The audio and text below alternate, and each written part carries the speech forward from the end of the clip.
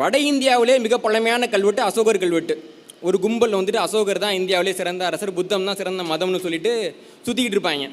அவங்கெல்லாம் அசோகர் எழுதின கல்வெட்டை படித்து பார்த்தாங்களா, இல்லை அசோகர் கல்வெட்டு வச்சுருக்காருன்னு தெரியுமான்னு தெரியாது. அவர்கள் கல்வெட்டில் அசோகர் குறிப்பிடுகிறார், நானும் எனது அரசு அதிகாரிகளும் யாருக்கு தானம் பண்ணணும்னா சிரமணர் என்கின்ற புத்த துறவிகளுக்கு தானம் செய்யுங்கள், அடுத்ததாக பிராமணர்களுக்கு தானம் செய்யுங்கள் என்று உங்களுடைய பேரரசர் அசோகரே எழுதியிருக்கிறார். அப்போ திட்டணும்னா துப்பு இருந்தா, மானம் இருந்தா, அறிவு இருந்தா அசோகர்லேருந்து திட்டு. அவன் முடியலை அப்படின்னா அமைதியாக இரு.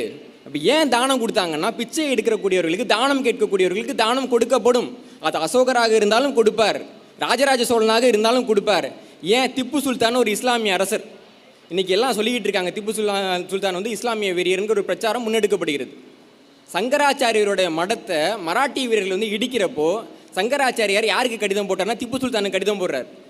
போட்டு இந்த மாதிரி மடத்தை உடைச்சிட்டாங்க, எங்களுக்கு வந்து ஆண்டுக்கு இவ்வளவு பக்கோடா தேவைப்படுது, மடம் உடஞ்சி கிடக்குன்றப்போ இப்படி ஒரு உதவி கேட்டுட்டாரே அப்படிங்கிறதுனால திப்பு சுல்தான் சங்கராச்சாரியரோட மடத்தை வந்து சரி பண்ணி அவருக்கு ஆண்டுக்கு இவ்வளவு பொற்காசுகள் என்று தானம் கொடுத்தார். அப்போ திப்பு சுல்தானா நீ என்னன்னு சொல்லுவ? இந்து மத வெறியரா?